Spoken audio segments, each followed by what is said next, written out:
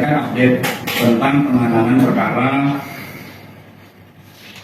dugaan tindak pidana pencemaran nama baik dan atau fitnah dan atau manipulasi penciptaan, perubahan, pengerusakan informasi elektronik yang dianggap seolah-olah data yang otentik dan atau mengubah, mengurangi, melakukan transmisi, merusak, memindahkan, menyembunyikan suatu informasi elektronik milik orang lain.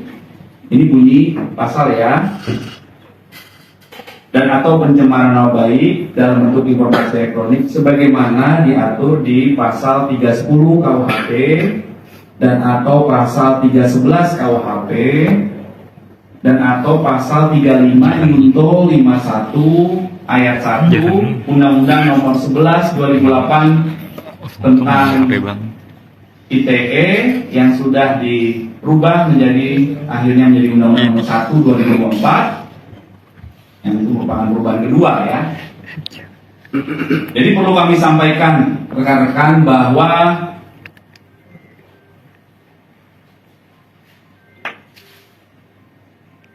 terlapor dalam kasus yang dilaporkan ini adalah dalam penyelidikan. Kemudian pelapornya adalah saudara JW.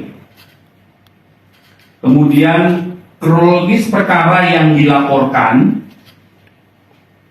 ya, kronologis perkara yang dilaporkan adalah pada tanggal 26 Maret 2025 di sekitar Karet Kuningan, Jakarta Selatan, pelapor selaku korban mulai mengetahui adanya video melalui media sosial berisi pernyataan fitnah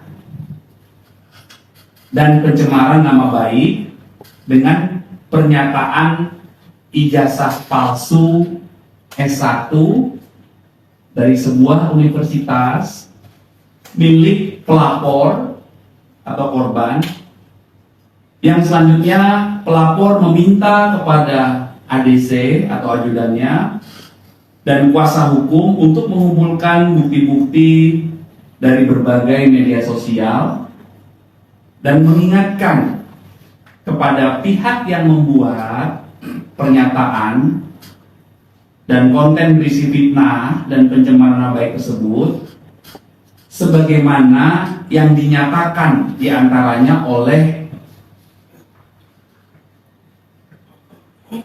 yang pertama RHS, yang kedua RSN, ya, yang ketiga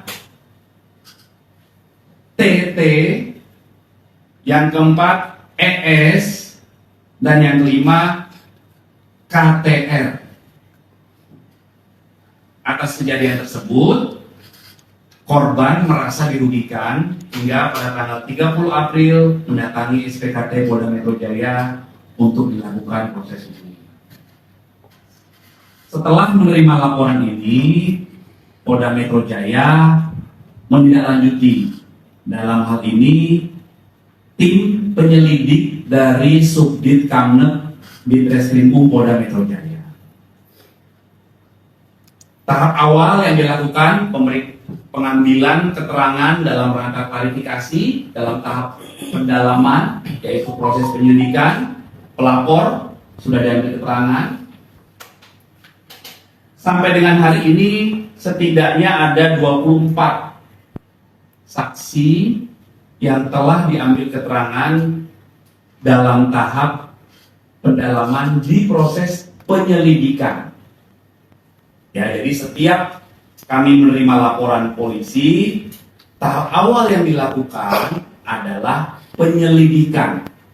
Penyelidikan adalah proses pendalaman yang dilakukan oleh penyelidik untuk mengetahui atau mencari fakta apakah peristiwa yang dilaporkan itu ada dugaan tindak pidana atau tidak. Apa peristiwa yang dilaporkan? Tadi yang sudah kami jelaskan.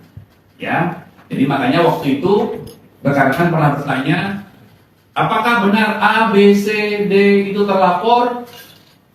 Terlapornya dari laporan yang kami terima dalam penyelidikan. Tapi dalam peristiwa itu muncul beberapa nama yang dijelaskan oleh pelapor selaku korban, dan peristiwa inilah yang dilakukan proses pendalaman saat ini.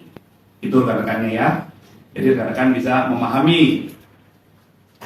Kemudian saat membuat laporan hingga saat ini ada beberapa barang bukti yang sudah diterima oleh penyelidik, antara lain ada satu buah flash disk berisikan 24 link video YouTube dan konten pada media sosial X ya.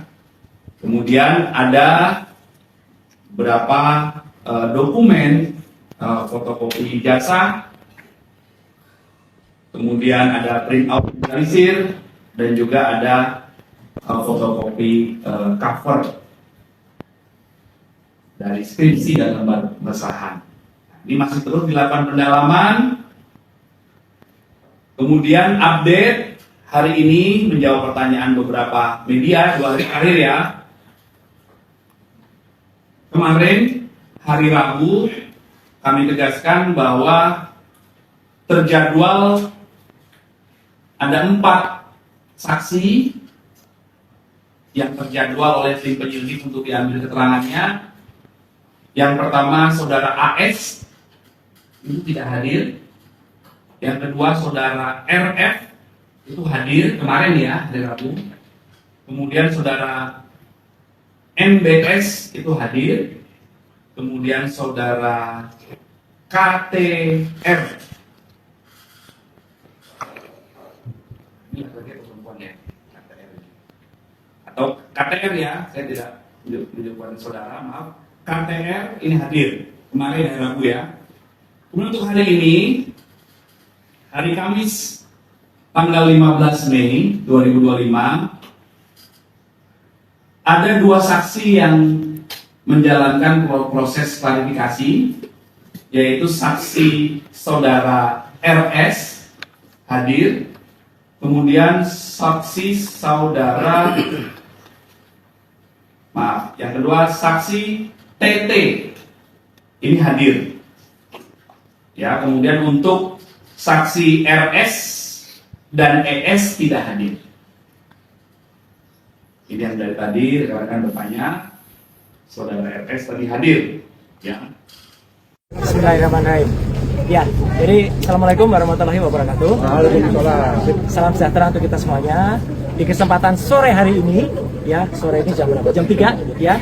Saya secara pribadi dan kami secara keseluruhan itu mengaturkan terima kasih yang sebesar-besarnya, khususnya kepada Bapak Kapolri, ya, Pak Sigit, ya, Kapolda Metro Jaya, Pak Karyoto, dan semua penyidiknya yang telah menjalankan tugas secara sangat profesional.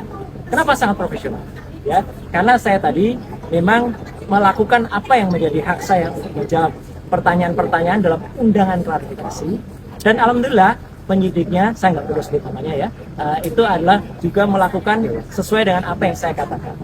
Jadi saya menjawab dengan detail semua apa yang ditanyakan, sepanjang itu berhubungan dengan surat undangan yang diberikan kepada saya.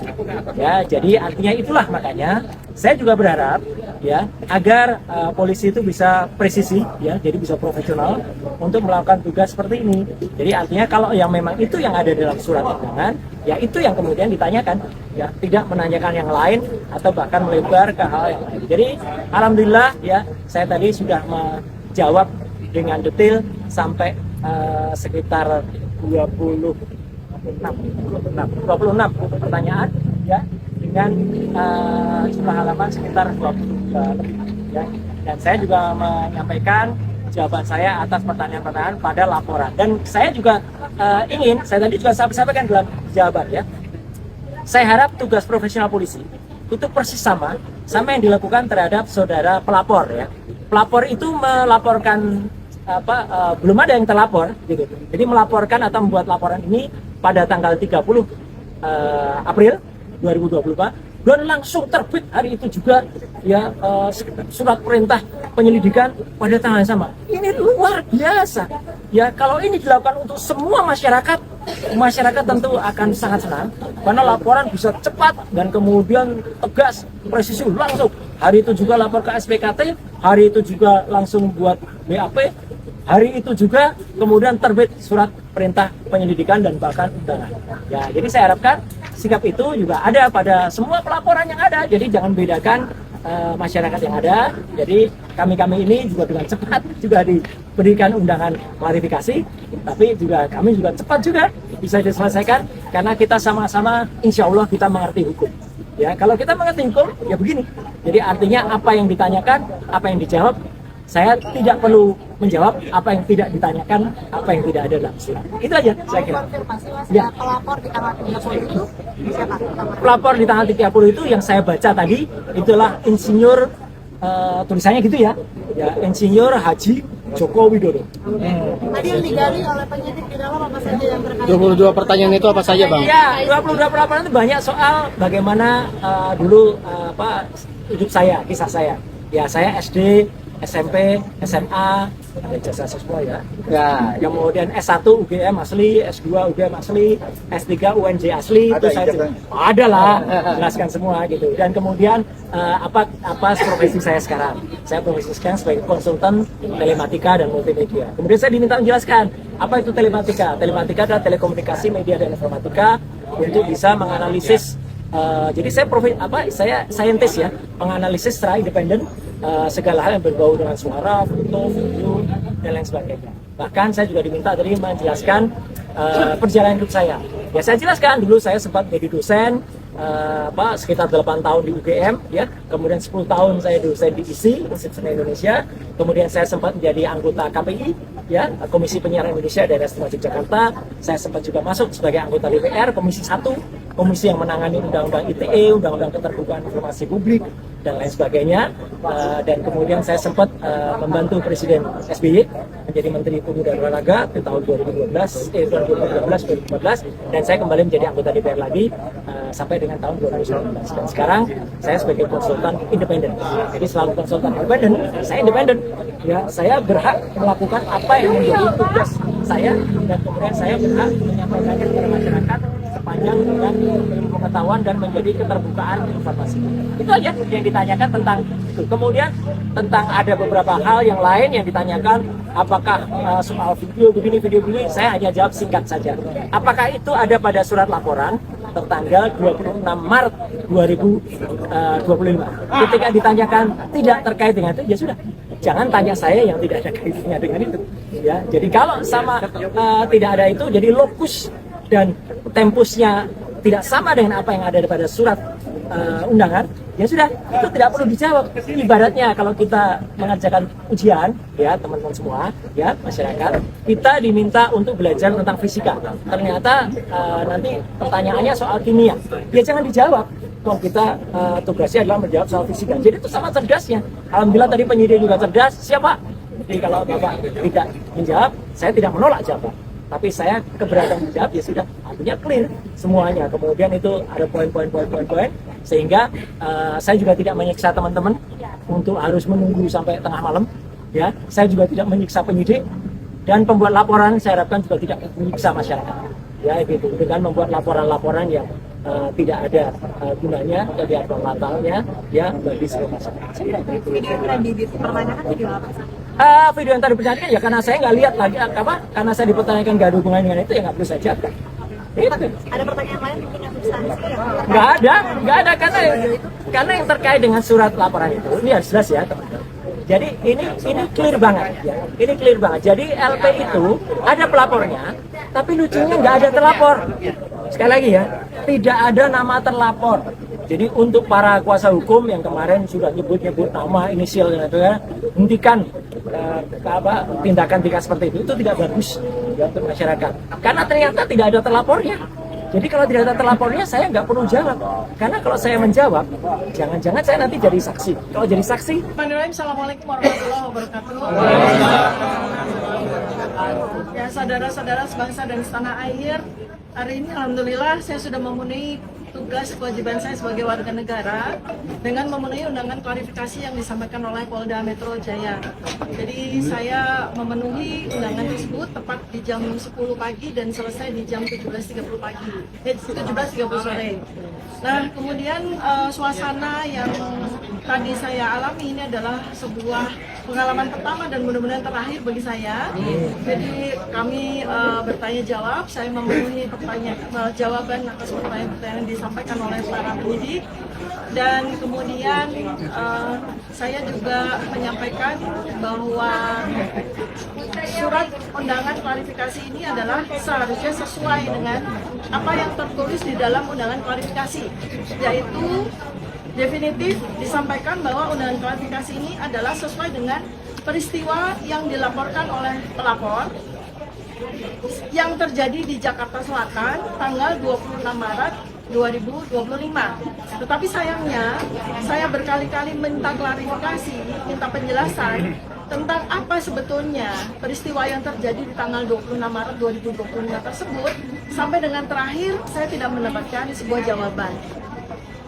Jadi 90% lebih, hampir 100% pertanyaan-pertanyaan yang disampaikan oleh penyidik sama sekali tidak ada kaitannya dengan peristiwa tanggal 26 Maret 2025 di Jakarta Selatan ya. Dan karena itu saya juga menggunakan hak saya untuk tidak menjawab pertanyaan-pertanyaan yang tidak relevan dengan isi substansi dari undangan klarifikasi ini ya. Tetapi saya tentu saja harus memberikan apresiasi yang jujur ya kepada Polda, anggota-anggotanya, memberikan saya akomodasi fasilitas pelayanan dan penerimaan dengan sangat baik, termasuk di awal saya sudah meminta bahwa saya bersedia sampai jam 17, ternyata alhamdulillah dipenuhi, sehingga semua pertanyaan bisa kita lakukan dengan baik gitu ya, dan cukup ya, artinya pas sekali waktunya.